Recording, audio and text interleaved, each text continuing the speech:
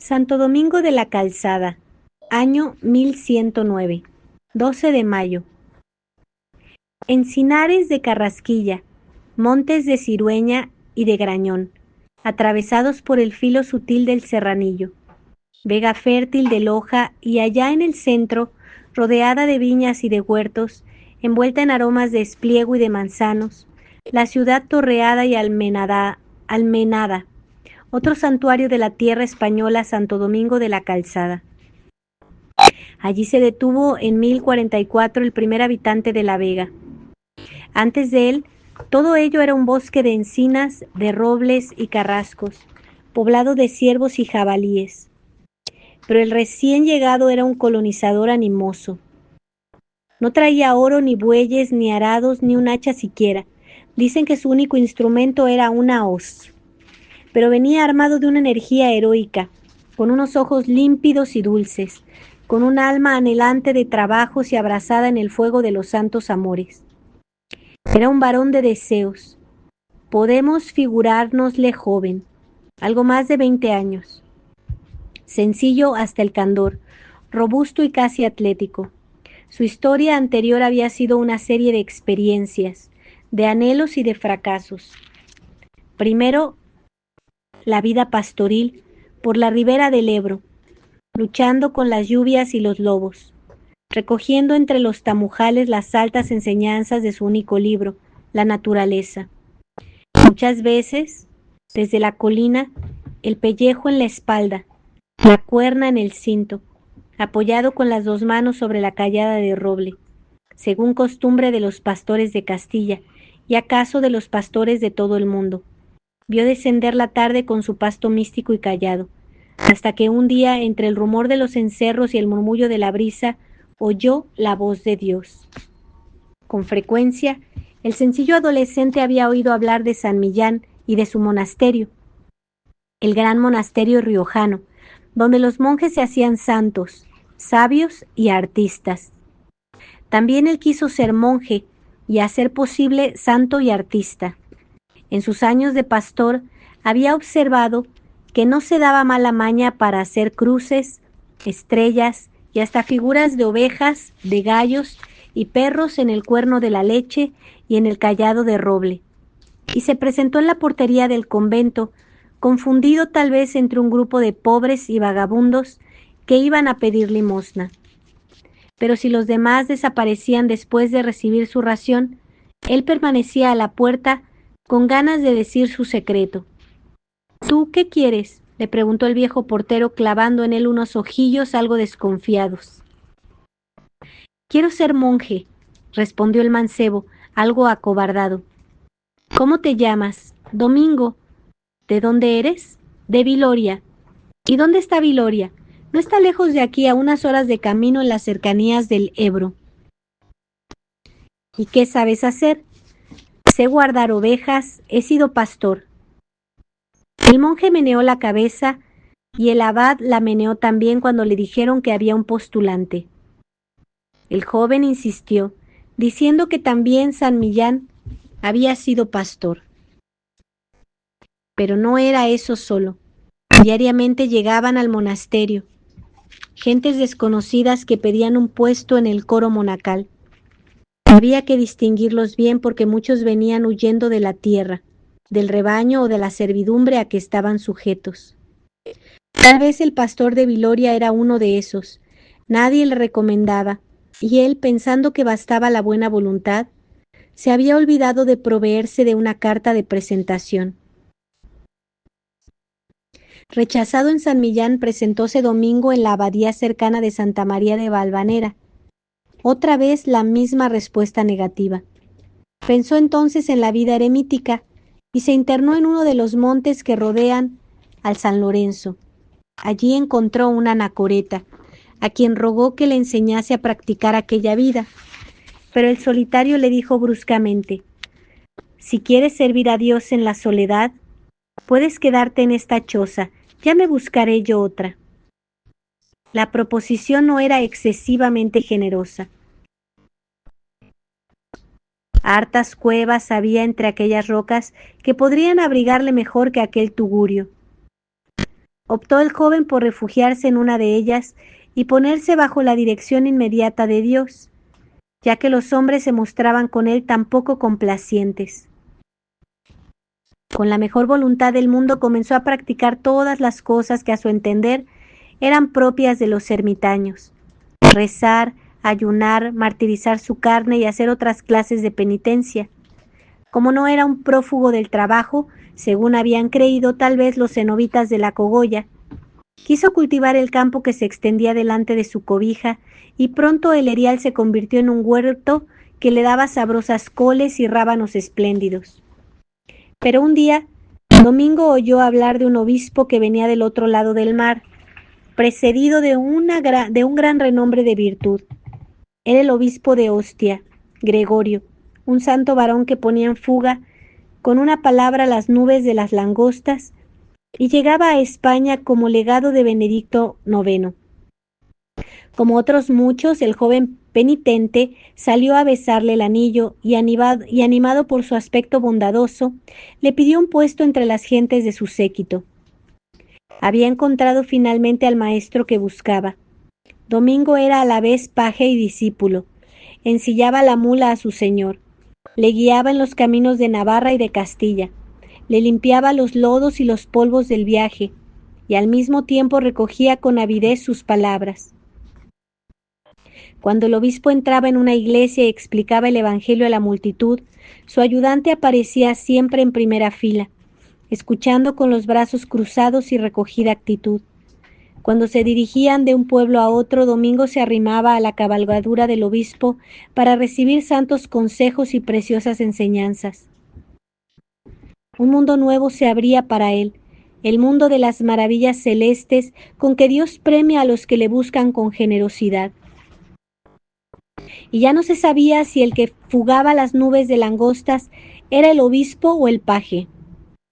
A fuerza de caminar por las regiones del Ebro y del Agra, del Pisuerga y del Arlanzón, había llegado a la tierra prometida del amor divino. Esta vida duró 4 años, 4 años de peregrinaciones y de ascensiones, hasta que el santo legado pasó a mejor vida en la ciudad de Logroño, año 1044. Es el momento en que Domingo aparece en el valle del Oja, armado con su hoz. Lleva un plan fijo y una voluntad decidida. Más de una vez en sus años de andanzas por aquella tierra, se ha encontrado en los mesones con los peregrinos de Santiago. Ha oído hablar mal de los caminos y de las posadas. Ha presenciado escenas de despojo y ha visto tal vez a más de un caminante tendido exánime en los páramos y en las encrucijadas de los caminos. Tal vez se ha enternecido oyendo el viejo cantar: vos que andáis a Santiago, mire vostre mercé, non hay puentes nin posades, nin cosa para comer. En su alma ha sentido la caridad evangélica del buen samaritano. Él no tiene dinero, pero tiene su vida, sus brazos, su juventud y sobre todo las energías de un corazón generoso y compasivo. Será el protector de los peregrinos del apóstol en aquel lugar donde más necesitaban de su ayuda, de un guía, de una defensa. Por allí pasaba el camino francés, el de las caravanas extranjeras, el de los hombres de la esclavina y del bordón. De Pamplona a Estela, de Estela a Logroño, de Logroño a Nájera. Después, de Nájera, La Rioja ya no ofrecía ningún refugio a los jacobitas. Debían atravesar un terreno pantanoso, cruzar caudalosos ríos, penetrar en valles accidentados y montañas pobladas de terrores. Mas he aquí que llega este joven dispuesto a devolver la seguridad y la confianza. Empieza levantando una ermita en un claro del encinar. Desde allí otea la calzada y sale al encuentro de los peregrinos. De noche tiene presto su farol para lanzarse en cuanto percibe una voz humana entre los árboles. Recorre el bosque, baja a la orilla del río, busca en los barrancos y más de una vez tan feliz como San Cristóbal, atraviesa el vado apoyado en su estaca de fresno, llevando al hombro a algún viajero desmayado. La leyenda no nos dice si el niño Jesús quiso ser cogido por las manos callosas del riojano, como antaño, por los puños de hierro del gigante oriental. La caridad es ingeniosa, dice San Pablo, y la de Domingo encontraba cada día nuevos medios de servir a su divino ideal. La ermita primera se convirtió pronto en una espaciosa alberguería, donde el enfermo tenía medicinas y cama el fatigado y cena el hambriento. El ermitaño era enfermero, médico, cocinero, albañil y arquitecto. Sus planes eran cada día más ambiciosos. Vio que la vieja calzada romana estaba en mal estado y empezó su reconstrucción, con paciencia, con inteligencia, con trabajo infinito. Desde entonces fue ingeniero, patrono de todos los ingenieros de España. Después de la calzada, el puente. Aquel río Oja era su tormento. Rápido, caudaloso, temible en las avenidas. Y Domingo empezó el puente, largo, sólido, una bella obra de ingeniería. Almas piadosas le ayudaban en sus tareas. Él recorría los pueblos del contorno, se colocaba los domingos a la puerta de las iglesias e imploraba la misericordia de los fieles. Uno le daba un dinero, otro más rico un escudo, otros una oveja o un cáiz de trigo o la yunta para trabajar un día, o bien su prestación personal. Y así empezó a tener discípulos e imitadores que trabajaban a sus órdenes y servían a Dios bajo su dirección. Y el valle se llena de vida. En el antiguo encinar, alegría de jubiloso renacer, hormiguero de multitudes, cantar de fuentes entre pórticos, relampagueo de arte, murmullo de brisas entre verdes viñedos y trigales dorados. Una nueva ciudad acaba de nacer en torno de un sepulcro. La ermita se transforma en catedral. Aquel gran civilizador parece haberlo presentido, o mejor profetizado. 7 años antes de morir, se labró un sarcófago modesto que diariamente llenaba con trigo de limosna. ¿Por qué disponéis el sepulcro tan lejos de la iglesia?, le preguntó una devota, y él respondió, sonriente, si el sepulcro no puede acercarse a la iglesia se acercará al sepulcro. Y fue así, se alzó la iglesia y abrió las sagradas reliquias, surgió la ciudad, y heredó el nombre del santo juntamente con su espíritu. Santo Domingo de la Calzada, noble y leal, activa y cortés, e hidalga con la caridad de Cristo que inflamó a su fundador. Por sus calles creeríais encontrar todavía la sonrisa amable que hace 1000 años acogía a los peregrinos. Si llegáis cuando los calceatenses celebraban los festejos aniversarios de su patrón, llevaréis recuerdos imborrables. El desfile jubiloso de la población, cuando va a preparar el almuerzo sagrado, las víctimas lujosamente ataviadas, los jóvenes vestidos de peregrinos, las mujeres agitando ramos de encina, los niños llevando el pan y el vino en sus cestos enguirnaldados, los carros preparando la pira en la plaza y luego la comida matinal bendecida por el pontífice.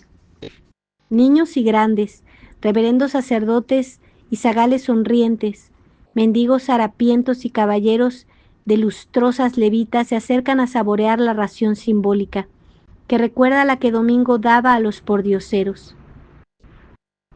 Entrad luego en la catedral, arte gótico primitivo en que parece sobrevivir el hálito de aquel gran civilizador.